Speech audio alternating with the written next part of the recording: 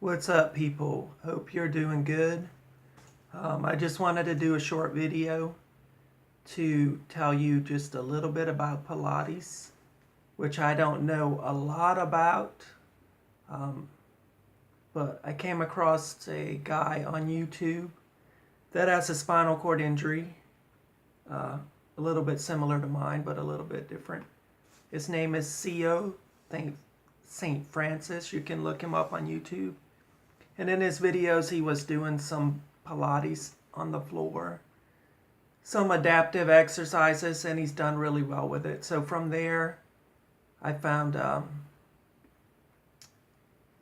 studio that's about an hour away.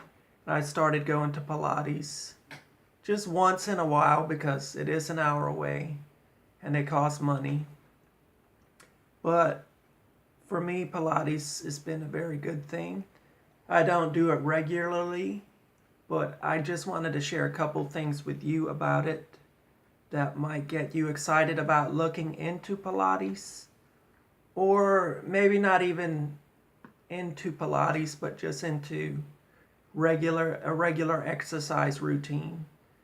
And the reason I wanted to share is because I came across this book. You really can't see it because my video is dark. It was last weekend, me and my wife went to the grocery store, and I went and looked in the thrift store for a minute, and there was this book on the shelf, Pilates for Dummies. So I said, I'm getting that book. So I started reading it, and it's so logical. I just wanted to read for you two things that you might not be interested at all, or you might be like, man, that's pretty interesting. If I started working on those kind of things, it's just logical that I would get stronger, and it would be good for my spinal cord injury, or even if you're an able-bodied person, Pilates can help you in a lot of ways. But let me read this from just two short things. This one is called Pilates Mat Work Uses Series of Exercises. Pilates mat exercises are usually done in a series. Series are organized by levels. This book contains pre-Pilates, beginning, intermediate, and advanced series. I recommend starting with pre-Pilates. The pre-Pilates exercises give you a deep understanding of the concept that make up all Pilates exercises. After you understand these concepts, you can apply them to the beginning series. After you have mastered the beginning series, move on to the intermediate series, and so on. As you progress in the method, the series get longer and harder. An intermediate workout includes exercises from the beginning series plus new and harder intermediate exercises. Sometimes you will just do a more difficult version of the same exercise when you're advanced in levels. Going through a series in order and trying to complete the whole series when you work out is important. Joseph Pilates was a genius when it comes to understanding muscle balance in the body. The series he developed makes sense to the body when the exercises are done in the correct order. Usually you start a series with an exercise that warms up the spine. Then you do a few exercises that bend the spine in one direction, followed by an exercise that reverses the movement, and so on. You don't have to understand the science behind why these exercises are in the order that they are in. You would need a PhD in kinesiology to fully understand the reasons. Just trust in the method and in the order of the exercises. The longer I study and practice Pilates, the more I appreciate the intelligence of the man who created it. Okay, I don't know, my reading style, maybe it's not interesting or whatever, but maybe there's something interesting there. But I want to read you one more thing that for me was something that I really wanted to share. Even if one person gets excited about getting on the floor, working on their core, looking into Pilates. It's called Pilates Builds the Powerhouse. Now, anybody that's had a spinal cord injury for a long time, or if you got a new one, I think you will understand the importance of this short piece that I'm going to read.